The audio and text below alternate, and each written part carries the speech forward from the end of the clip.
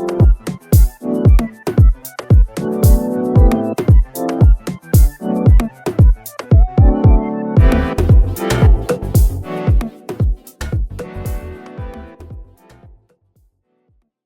ladies and gentlemen, and welcome to episode 178 of the Seezus Show. It's time for the NBA playoffs. This has been a long season. Hope you guys enjoyed the season. Just to rehash before we get into today's hottest topics, Carl Conyers and myself discuss Luka and the Great White Hope, Austin Reeves getting injured for the Lakers, the Pistons finally clinching that number one seed, Giannis and the Bucks kind of having a little riff-raff going on. Steph Curry, aka the best point guard of all time. Yes, ladies and gentlemen, I said it myself. F. Magic Johnson. Steph Curry to me is the best point guard of all time. Returned. Our NBA major award predictions and much more. So I hope you guys enjoyed that episode. And today's going to be a fire one as well, too, with some quick sprints. But before we get into the hottest topics, we always got to show some love from that boy in Detroit, light skinned GOAT, that man, that smooth muff, Carl Conyers. It's good, man. How you doing? I'm doing good, man. I miss Zoe already. Man, yeah, she got back here and is just sleeping again still. So Yeah, man. I took her on some long walks. But like I said, out of all the dogs, out of dog sit, most chill one. Sometimes you forget she's there. Like I literally put the collar on her so I can remember she's there, bro. Like that's how crazy that joint is. But you know, my little companion. We had some good time together, man. that's what's up. No, we definitely sometimes we'll have like when she's on carpet, that's when I like to have her collar on because she's completely silent when she walks on carpet. So it's really easy to not remember she's around. Yeah. And this was the first time, like, because I forgot the last time my dog signed her, but this was the first time, like, when I was sleeping, she would actually, like, low key try to wake me up. So that Really? was, yeah, that was something that I was used to. Because she was just, I'll put her bed, like, right near the side of my bed. And then it would be like, I set my alarm for work, like 8 in the morning.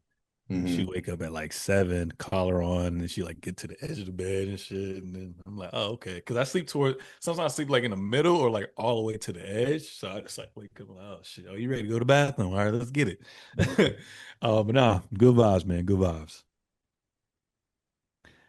So man, let's go ahead and get into the topics. I didn't add this one there, but I just kind of wanted to get your opinion on that. What were your, biggest takeaways from this NBA season, man? Now that it's come to an end. That's crazy. That's a good question. I think one, the kids are all right. Um, we have a lot of young players, a lot of young stars in the league, and we also are still in this time where we are lucky enough to still have LeBron, Steph, and KD, um, and some other older players. And I just know, and I'm sure this probably actually happens, every generation, but as these greats get towards the end of their careers, a lot of people are worried, like, okay, is the next crop going to be able to come in and still carry the torch? And I think that they definitely are going to be able to. Steph and LeBron missed large chunks of time this season. Crazy enough, KD only missed one game, but those two missed large chunks of time. And like, again, when they were playing, of course, it was great to see them play. Steph, to me, is still the most exciting player to watch in the league, but there's still enough talent around that the league is still fun to watch and in great hands. And I think that also they need to figure out tanking, but the way they're doing it is not it because at the same time, you look at both the Pistons and the Spurs, they both lost 60 games 2 years ago. And if it wasn't for the draft, they wouldn't be in the position that they're in now. So you can't like that's basically with the way things are now, especially with the extensions, these max extensions really incentivize players staying with the teams that drafted them, which is great. That makes sense. Like that's what you want. But it also means there's been a lot less player movement in free agency. So you really do have to build through the draft or trading. But if you don't have the assets, I just think that they need to find a way to make the draft accessible for bad teams because otherwise you just have now some teams suck at drafting, but otherwise you have teams that are just stuck at the bottom. Mm, nah, that's real. Yeah, my biggest takeaways, I'm happy that our teams in general are relatively healthy and clinched, top two seeds. Obviously, you guys are number one, we were number two. To go from winning, I believe, like 34 games last year to being the second seed, and finally seeing Wemby healthy, with that blood clot and him taking his game to another level and us coming together as a young team, I'm extremely proud of. Um, I'm not really surprised about OKC with what they done. I know they have like the most depth, but for their second best player, J Dub, to miss damn near most of the season and Shea, obviously he's gonna get you his 30, but to still be even more efficient than he was last year was just kind of crazy. Got to show some love to Kay Cunningham as well too. Um, and I'm thinking now this year, and we're gonna talk about a little bit later. I'm wondering what the threshold is going to be for the amount of games that are going to be required to play. So, I mean, I think you guys, NBA players are top notch athletes, got all access to the best training and medical staff and all that stuff as well too. So I think 65 is fine, but just the way it's been looking the past couple of years, I probably move it to 60. And like you said too, the old guys are gonna slowly transition out with KD, with Russ, with Harden, with LeBron James, with Steph Curry, Kawhi Leonard, Paul George at some point. But we are in good hands with these older veteran level players and young emerging talent and talent that's essentially basically hitting their prime as well too. It feels like there's just so much talent. I feel like this is the most talent that I've seen with my two eyes from watching in the early 2000s up until now. So the league's definitely in good hands. Um, we got to have our American players, man, just be on their stuff. You know what I'm saying? Obviously, we're going to talk about, these matchups, but I want to see, Zion and Pelicans. I want to see LaMelo and the Hornets. I want to see Ja and whatever team he's on in the future to be competing. You know what I'm saying? These are the young players, at least from the American standpoint, that we thought would help elevate the league and the brand itself. But it's definitely becoming an international players league. I mean, look at the finalists for MVP, all international born foreign based players as well too. So it's definitely interesting times in the NBA. But overall, obviously, it's 82 games, a long season. You can't really watch everything, but the games have been pretty quality games, especially in the second half of the season as well too. So I love the NBA, and I'm excited to see what happens with the playoffs. Man, I'm super super stoked. Moving on, I feel like we talk about this guy for such a long time, Carl. Doc Rivers officially announced his retirement from NBA coaching. Um, and yeah, this follows a 27 season coaching career and came just days after he departed as a head coach for the Milwaukee Bucks on April the 13th. Rivers shared his decision during an appearance on the Bill Simmons podcast, stating, I think it was time, and expressing a desire to take a break and spend more time with his seven grandkids. With his career, has a 58% winning percentage, 1,194 and 866. He ranks sixth all time in NBA coaching wins. Obviously, he has that historic championship with the Big Three. Everyone pretty much says that's when that era started in 2008 with the Boston Celtics.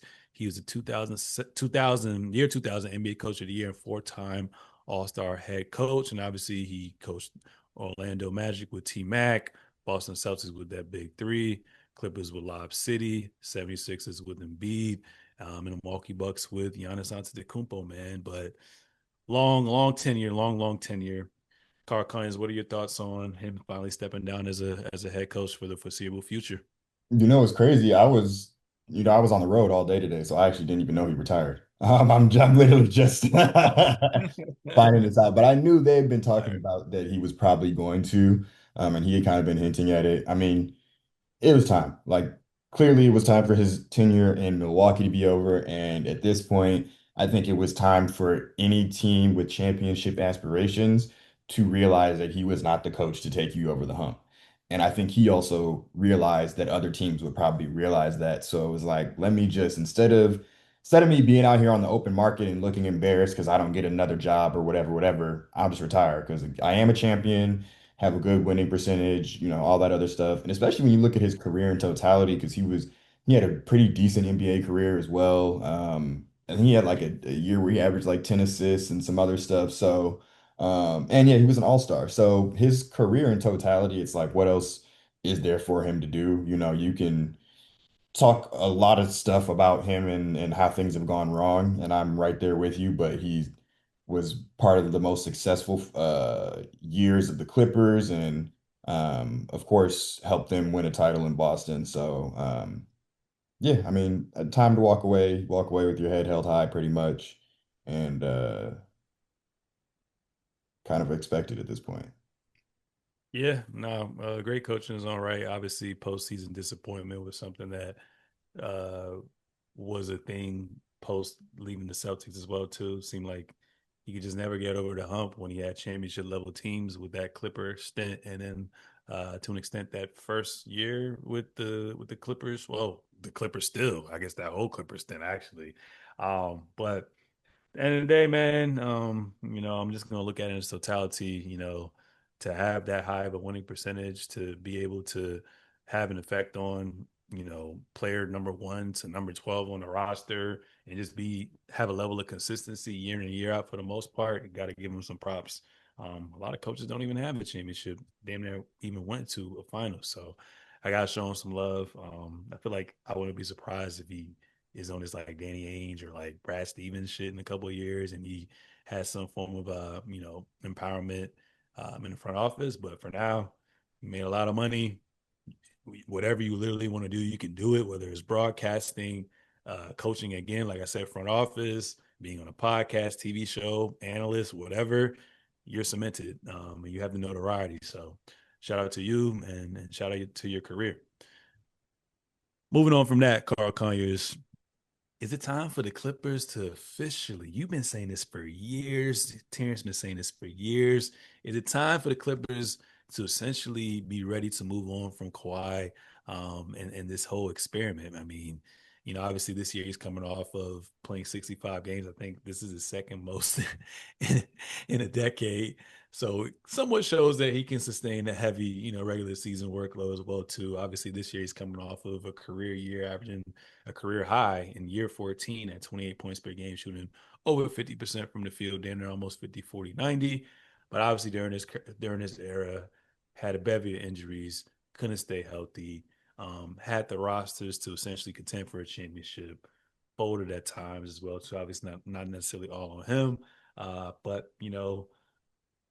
from leaving the Toronto Raptors to coming over here when you could have joined, when you could have ran it back with the Raptors, when you could have joined LeBron James and Anthony Davis at the time. It just seemed like these guys are cursed. But knowing that he still has enough left in the tank, what do you think the Los Angeles Clippers and the organization with the Los Angeles Clippers in general should do with Kawhi? Is Kawhi a free agent this year, do you know? I can check for you on that one. I just think if he is a free agent, then yeah, Fully guaranteed through 26 to 20. I think he has one more year left. He signed a 3-year extension in January 2024. got you. Yeah, I mean, I think that to me they kind of signified a rebuild in a lot of the trades, trading away Harden for Garland, trading away Zubac. Um, so I think that he would be logically the next move, but maybe they try and retool around him. I think it's time for sure. I think it's been time. They should have been broken this up. I think that there's this thing called the sunk cost fallacy where Mm, you've already spent the money on a thing, and now because you spent the money on the thing, you're like, well, now I have to do this. When in reality, the money's already spent. So you should choose your happiness instead. Like it's say I bought tickets to this party and then the day of I'm like, actually I really don't want to go. I want to do something else that I think will be more fun. Like, go do that. You already bought the tickets. So that's just already gone. And I think it's the same with this, where it's like, y'all already made the trades, you've paid them all the money, whatever, whatever. Don't try and keep holding on to this and trying to make it work when it's clear it's not going to. Got to move on to the next thing. And I think that after a career year, he at least would probably have a way better trade market than he's had in recent years when he was barely playing. So I think that this is the ideal time, especially because he's only getting older. So who knows how his body's going to continue to hold up. yeah. I feel like you got maybe 2 more years of this level of play, but I think it's time, like, especially with this being coming up to be his last year in his contract, I feel like you said, with the direction in which they've going to, getting rid of James Harden, getting rid of Paul George, like you said, bringing in Darius Garland, Benedict Mathurin, getting rid of Zubac, trading I think for John Collins in the offseason. You definitely can tell that they're going in another direction. So, I mean, obviously they had a compared to where they started off at, they had a decent second half of the season, but obviously are when you're put in that situation where you're having to claw back, it's really not going to, pan out well for you. So, I mean, compared to other stars, I mean, 50 million isn't actually too much compared to these guys who have like these super max contracts. So he could be that final piece for a team to contend for a championship as well too. I know you say he's injury prone, but man, can you imagine? I don't know who you give up if you can get him on the Detroit Pistons or if you can get him on the Knicks or you've just that team that needs that extra little umph to get there. So, I mean, we'll see what happens. What does suck is in real time, when they got PG, they signed Kawhi. It looked like one of the best trades, but now that have all this data back, terrible trade. And then also this year, they missed the playoffs. So the lottery pick is going to OKC, who's the best team in the league. So it's just crazy how everything kind of panned out. But I think this is the last time we've seen him play. If anything, maybe play to see if he's durable and whatnot to start the season. But I can definitely see him getting traded for sure. Yeah. Moving on from that, man. Luka Doncic and Kay Cunningham actually won an appeal, so they're eligible for all NBA and major NBA awards, bro. What are your thoughts on that? I mean, I think this is fire. I think this is what they needed to do from the beginning. I think that because it's not like these were just two guys, who like maybe we're gonna make an all NBA team or something like that. These are to me, these are both first team all NBAers. Like both these guys are probably gonna make first team all NBA. So to have them miss it, especially like the Luka one is very reasonable. Like he had to go, his kid was born and it was overseas. So like what am I supposed to do? And then also so to me, that one made a lot more sense. The Cade one, I mean, I'm happy about because they did it for the collapsed lung. I think they should have, if that was the case, they should have also let Ant be able to meet the criteria as well because it was injuries that kind of messed him up. But regardless, I'm happy about it. I think they know that the 65 games is kind of some BS. Um, so I'm hoping that this will maybe either they're gonna make like a sweeping change or at least just allow for a little bit more leniency like this. Um, but What yeah, would you want to see if you had to play as Adam Silver? I would probably lower it to 60 games and also have a minutes threshold as well, but not in the same way. So like a minutes threshold in terms of either play 60 games or play this amount of minutes.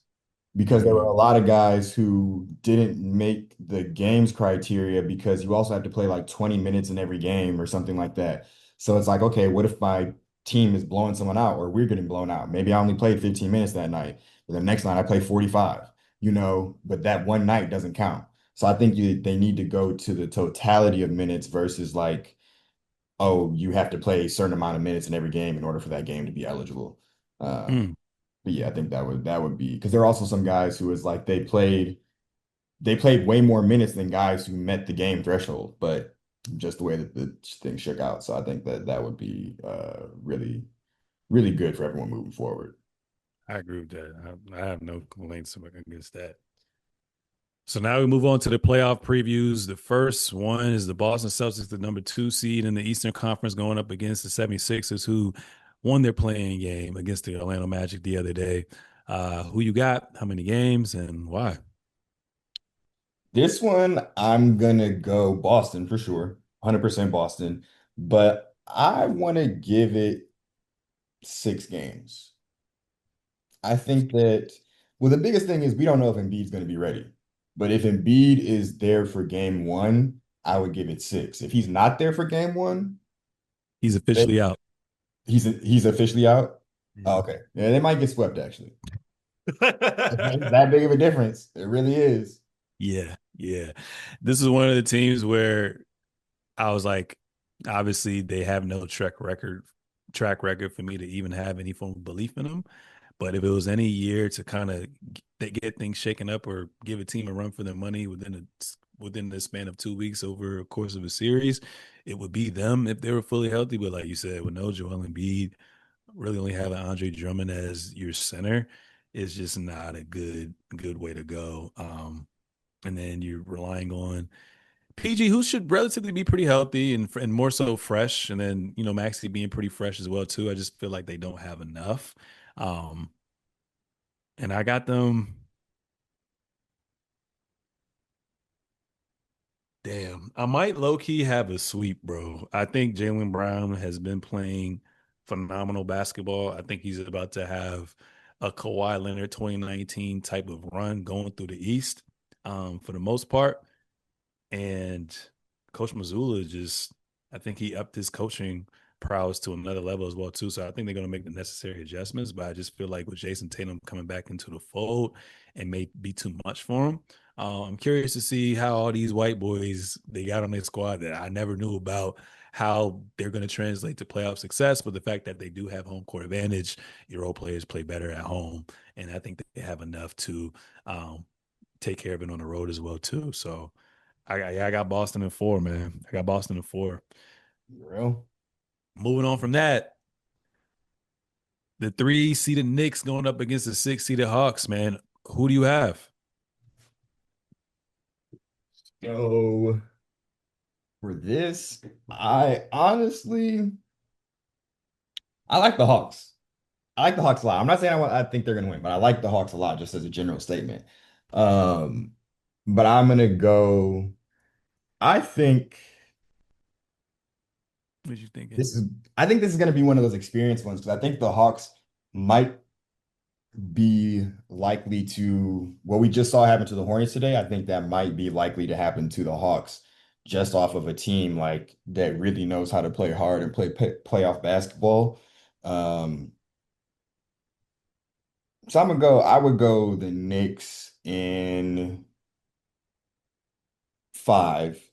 If it Mm, goes to 6 or 7, that makes me feel a lot worse about the Knicks. yeah. I mean, yeah. I got the Knicks in five as well too. Obviously they got a new coach, but they're a veteran-led team. They got to the Eastern Conference Finals last year. Pretty much the same genetic makeup of their roster, and like you said, I think it's going to come down to level of experience. Obviously, the Hawks are damn near always in the playing game. They haven't been in the playoffs in quite some time. So yeah, this is gonna be Jalen Johnson's first go around as well too. You got some good wings that can kind of somewhat bother him, and obviously Nikhil Alexander-Walker's been in the playoffs these last couple of years, but this is going to be his first big role, and we're going to see what he's talking about. You have him as your favorite for most improved player. Let's see what you're talking about as well too. When it's not Ant-Man and Cat or Ant-Man and Julius Randle, you're going to be looked at as that guy, as that second option. So. I think it's going to overwhelm them, but yeah, I got the Knicks on a mission from last year to get to where they need to get to, and I got them at five as well too. 4 or 5 seed in the Eastern Conference, Carl Conyers, the Cleveland Cavaliers versus the Toronto Raptors. Who you got? I got this as a sweep. I hate the Raptors, bro. I don't think that they're a good team at all. I just don't. Uh, Damn. Okay, I'm not mad at that. I'm not mad at that. I just think the Cavs just can sometimes be on some bullshit, and from their history, they kind of, at least during the Donovan Mitchell era, they kind of play with their food slightly. I like the Raptors' size. Obviously, they haven't been there as a team as well too in the playoffs, but I like what they kind of have to offer. And you got to account for James Harden as the series progresses. His level of play goes down a bit as well too. But I got the Raptors sneaking and getting 2 games. So I got the Cavs beating them in six. I got the Cavs beating them in six. Sweep though. I'm excited to watch that series now. I mean, I wouldn't be surprised, but I just feel like I feel like the Raptors watching them play against certain playoff teams this year. I think they're gonna shock a little bit of us and win at least 2 games. Let's see. We got the 3 seed Nuggets going up against the Wolves. Who you got? I feel like they've played each other so many times now. This one is the best first round series by far. Uh, I'm gonna go with the Nuggets in six. I would say seven if Ant was fully healthy. I don't think it's possible for him to be fully healthy. We saw how he looked at the end of the season, and it's only been a couple of days. So whatever we get from him, I think is going to be like maybe 85% or something like that at the most. So I'm giving him like 6 games, but I think that the Wolves are gonna give the Nuggets a run for their money. Mm. I mean, all we know the last 2 years with Ant-Man is getting to the conference finals, right? But I just feel like this team took a step backwards compared to the last 2 seasons. And I think the Nuggets with their new acquisitions that they got and them finally being healthy with Peyton Watson coming back and these other guys, I got the Nuggets winning in 5, bro. I think Joker, Murray up the game to another level. Like I said, I like their depth. We really haven't seen them play as a whole with Aaron Gordon being in and out the lineup, Braun being out the lineup, Watson being out the lineup, Tim Hardaway Jr. being everybody been in and out the lineup. If there's one team to kind of get things clicking, I think it's Denver. And I think Anthony Edwards is just going to be overwhelmed being that only guy that you can kind of rely on. I don't really see Julius Randle having a big series like that. And Rudy Gobert is probably either going to get played off the floor or just be a liability when it matters the most on them switches. So I got Denver taking care of business and being fresh for that second round. So I'm going with Denver in 5. I might be tripping, but Okay. Denver in 5. All right. 4 or 5 seed Lakers Rockets. Who you got? Rockets. I can't. If the Lakers were healthy, I would be different, but I got the Rockets in five. Yeah, I got the Rockets in 5 as well too. Even at this advanced age, I think JJ Redick and LeBron James in particular can come up with a game plan and get a home game. But there's just looking at the roster without their 2 best players, arguably their 2 best. So you can say top 3. I just say because LeBron older took a step back. I just don't see a situation where Luka Doncic comes back, and even with the best staff treatment overseas. And I don't see Austin Reeves coming back. And if he does come back, it'll be too late. And then you have to play that level of physicality with Houston, who's one of the most physical teams in the NBA. I don't see it. I think LeBron gonna run out of gas. I think he got a good amount of bodies for LeBron James as well too. It's funny because the Lakers have a few defensive minded players, but on the flip side, they have non-existent offense. So I think it's gonna be a challenge to kind of try to have LeBron James turn back the clock from old, but I think he's just gonna run out of gas. I feel like they just don't have enough shooting, and enough shot creation outside of him. So I think I agree with you. I think that's an easy 5 game gentleman sweep, and I think Katie gonna get to the second round this time around. Detroit and the Orlando Magic. Carl Conyers, who you got? Honestly, I think we could sweep them. I do. But Paolo is one of the most annoying and polarizing players because in a similar way of LaMelo, his shot selection is so terrible. So you can see the games where he decides to take quality shots or like go to the rim, whatever his strengths are. Like the game today was a perfect example. Like he wasn't taking a lot of threes. He was being aggressive going to the paint. He was diming the ball to his teammates, getting everyone involved. Like that was him playing really well. So it's like if he can play like that over a couple of games, I could see them winning 1 game. I just don't have the evidence that he's going to do that. And so to me, like Franz is still coming back from injury.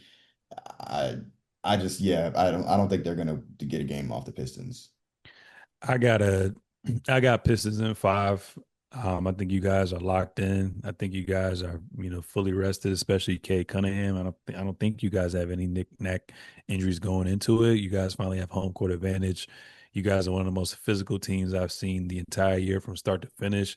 You guys are well coached. When Kay was out, you guys were still winning against quality talent as well too.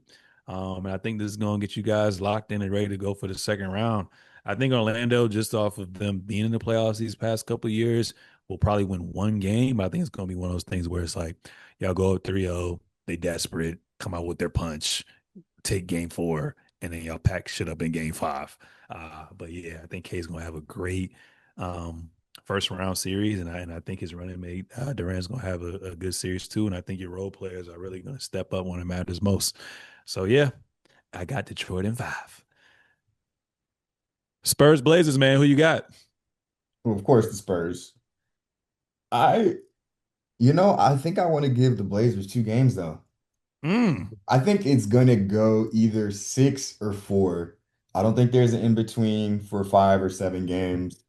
Um, I think if the Spurs show the level of playoff inexperience that they have, then that's what gets it to 6 games. If they come out and just, look like a team that's been in the playoffs before, or look like the team they've been in the regular season, then I could see them sweeping the Blazers for sure. I do like the Blazers finally got Shaedon Sharpe back and some of their other pieces, so they have a lot of firepower.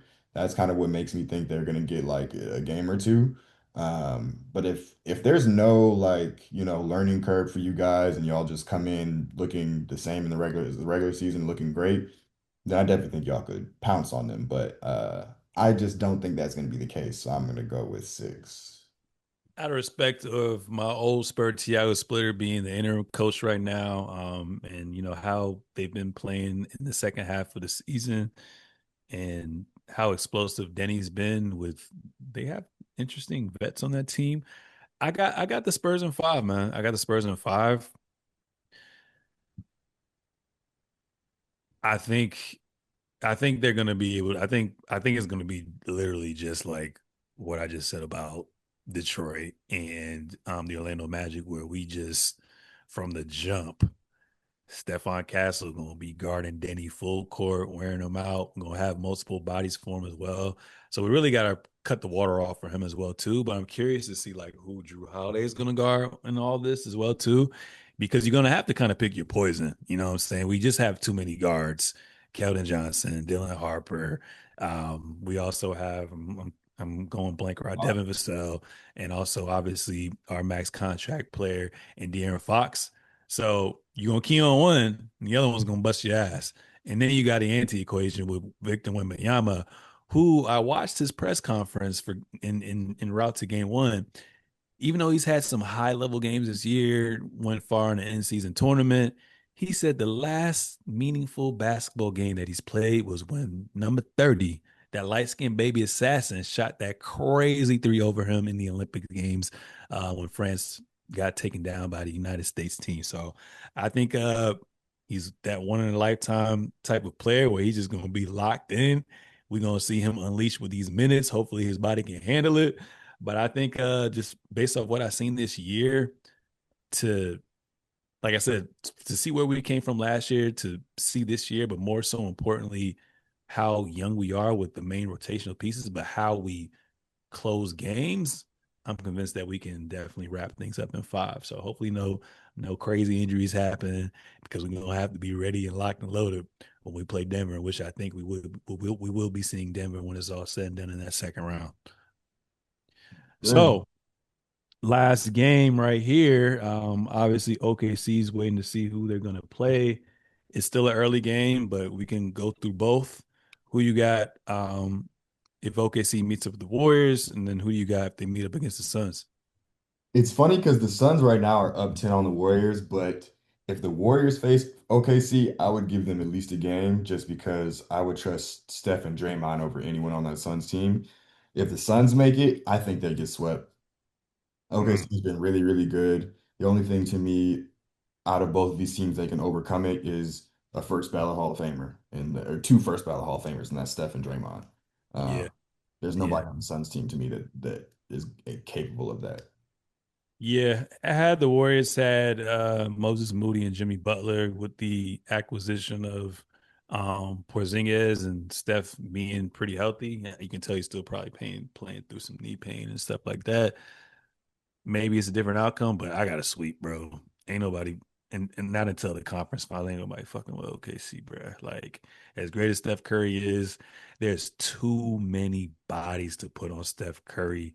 I'm curious to see what their coach does schematically on the defensive end against him. But I mean, even watching the Warriors go up against the Clippers, like you can tell the Clippers had new acquisitions and they just didn't know how to close. But also shout out to Draymond Green's defense on Kawhi Leonard. Obviously, they shaded a lot, and shout out to Al Horford turning back the clock. I mean, that's what he's been doing his entire career. But I just think OKC gonna backs their ass with whoever they play. Honestly, I think they on a mission to prove the people wrong. And what made me even more encouraged was, like I said, to have their main core be in and out of the lineup so much this year and to still be that dominant. Um, I have I have no reservations on a reason why they wouldn't sweep. I'd be surprised if they don't sweep. But from an entertainment standpoint, I definitely want to see Steph Curry, just have a crazy series. But it don't matter whether it's Book, Steph, they getting out of info. That's probably that's one of the only sweeps I see out info, man, out info. Um, but yeah, man, that was our breakdown of the playoff preview. Our biggest takeaways from the NBA season. Obviously, like we said, Doc Rivers great run. He retired. And obviously, shout out to your boy, shout out to your Detroit Pistons with Kay Cunningham and also Laker Nation, with those two players having eligibility to be considered for all NBA selections, man. But any closing remarks?